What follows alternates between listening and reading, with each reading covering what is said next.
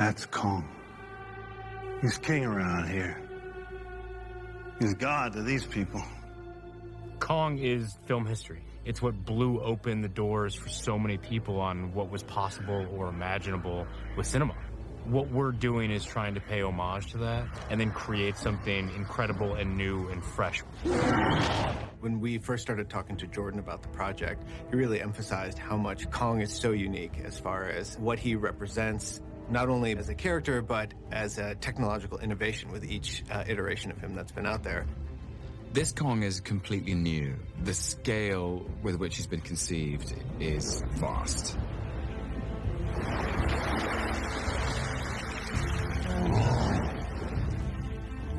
He was just the king of the monster movies and everything else that came with it. So now to have this opportunity to be able to revamp the Kong in a new era of technology, it's incredible. Some of our early animation tests were very primate-centric. Kong walking on all fours, acting like a traditional primate.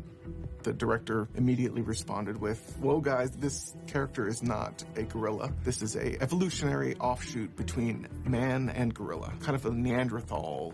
Our Kong is much more of a movie monster. He has gorilla-like anatomy, but everything's pushed to the extreme.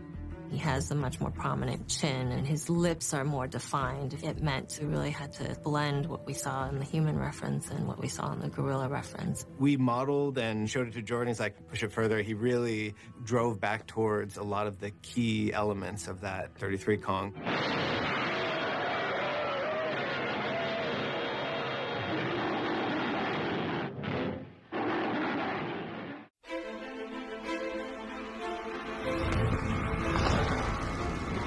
He's 100 feet tall. And the reason that we did that is because it became exciting and important to me that when people step foot on this island, their first response is to look at that thing and say, that's a god.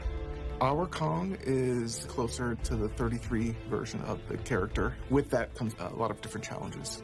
Our biggest challenge right off the bat was going to be the fact that he was 100 feet tall. He walks upright. How do we film him for a anamorphic movie with a very narrow aspect ratio? The lead's about 100 feet. Great.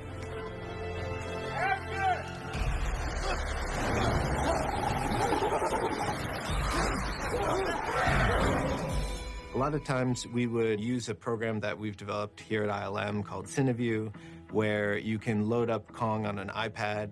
This is our Kong visualizer. Basically, we can put Kong in here, and so here he happens to be laying down, but we can move him around. And it's really just a tool designed for visualization on set.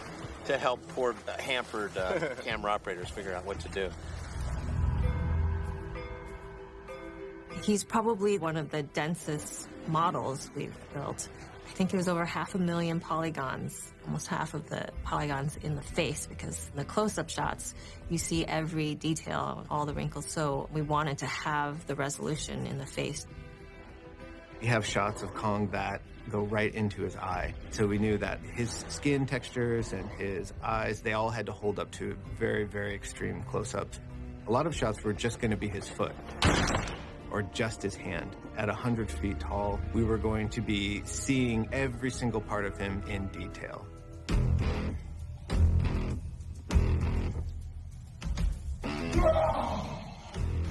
Initially, we did do a couple of capture sessions with Terry Notary and Toby Kebbell, and that was mainly to have the director work with a performer to find who Kong is and get the very fast iterative feedback from those performers who have a lot of experience doing primate performance. Those capture sessions did provide reference for animators to base their shots on. When you transfer motion capture to a 100-foot tall creature, it's a very different thing.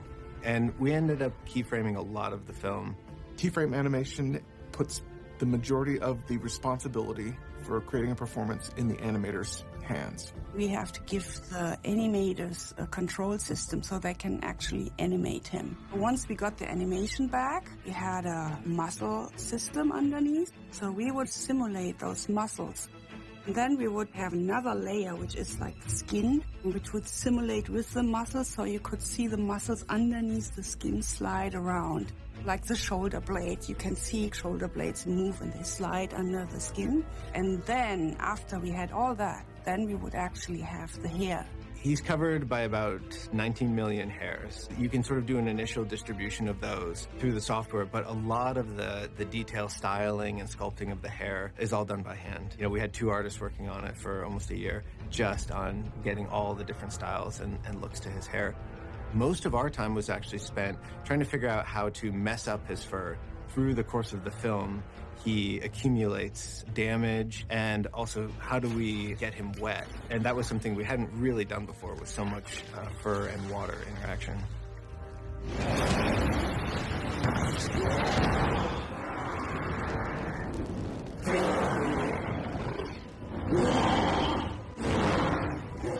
Then where he's lit on fire, essentially. And so that was an entirely new look to the fur, where we have a lot of singed fur and blackened fur. And we had to do a lot of technology development to figure out how do we sustain that damage throughout the film so there's continuity.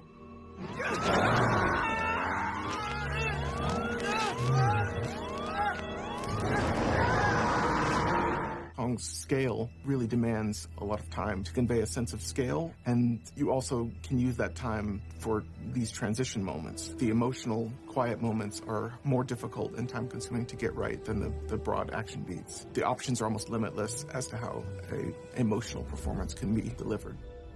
It was important for us to show Kong's transition on the ridge with Brie Larson.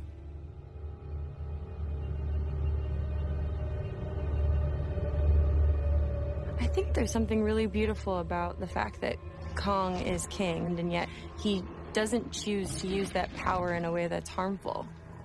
I just remember the first time I ever was with the elephant, and I was like completely intrigued and totally terrified at the same time. Like I kept taking a step closer and then running away and then coming up closer, because there's this gentleness to their soul, but at the same time you know that they are the one with the upper hand. They can crush you at any moment, and yet they don't. I mean, that's kind of where a lot of the inspiration came from for how I was going to feel that moment.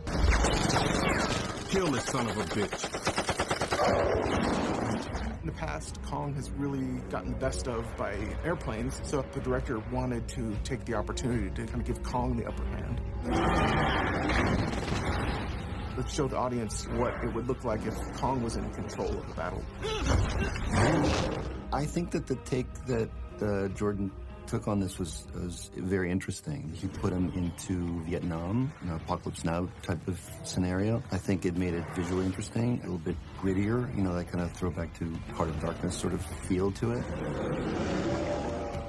Having the actual footage from Vietnam with actual Vietnam-era helicopters really influenced the look of our all-CG environments so that you can not tell the difference between the real stuff and what we created here at ILM. Even though the actual physical shoots happened in Hawaii and Australia and in Vietnam, we wanted it all to look like Vietnam. A lot of that started with building a set of all the mountains. So we had a LiDAR scan and a ton of photography and built a set and then defined where all of this action is happening. And all of these different areas have their own sort of setups and their own sort of feeling. From sunsets on the ocean with this big storm happening right in front of you, to then seeing a sunset silhouetted by Kong. So it's quite different setups, a lot of different locations.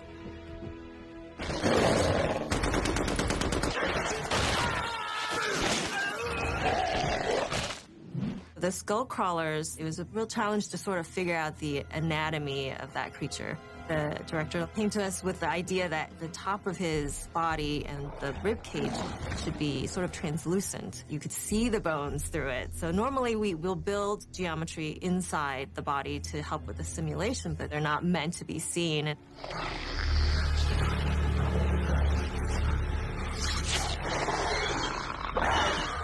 Finding the way the Skullcrawler moved was a challenge for animators. You can figure out a lot about a character just by the way it walks, the posture, how fast the steps are, trying to get a sense of weight in there, what the tail might do. We used a variety of reference, everything from Komodo dragons to deer and buffalo. Surprisingly, the way that deer and buffalo get up, they really thrust their heads forward to get their legs out from underneath them to stand up. So that was a reference we leveraged in the film to help motivate the Skullcrawler's performance. From a design perspective, they're creepy, and that's exactly what they need to serve in a story, so that later, when the mama comes out, okay, this is a formidable foe for Kong. For a baby, the Skullcrawler was still 40 feet tall and about 100 feet long. The mama was essentially twice as big, so, 80 feet tall and 200 feet long. A lot of the focus was on making sure that it felt like this creature could take on Kong.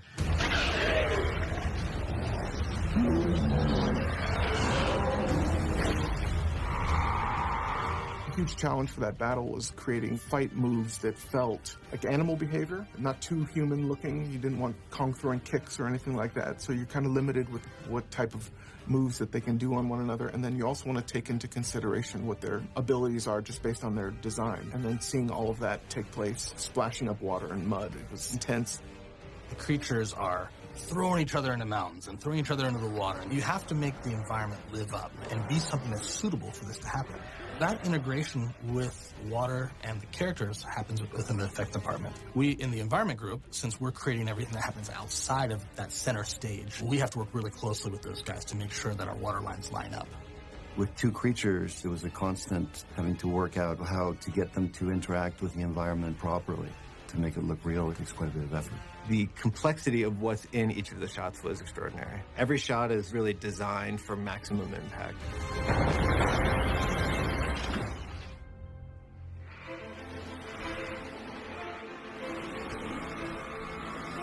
Seems like every time somebody creates Kong for the big screen, they're pushing the envelope, visual effects wise. So to be able to have an opportunity to contribute to that legacy was an awesome opportunity. Having a fresh take on something that had already been done, and also creating this sort of larger scale and using the new technology to do it was very exciting. Kong is one of the very first creatures ever made for cinema. I think anybody that does this type of work has got to have a little soft spot for Kong. For anybody growing up a fan of visual effects, you know that every Kong film has been a huge technological advancement, along with creating this great character. Kong is a part of film history.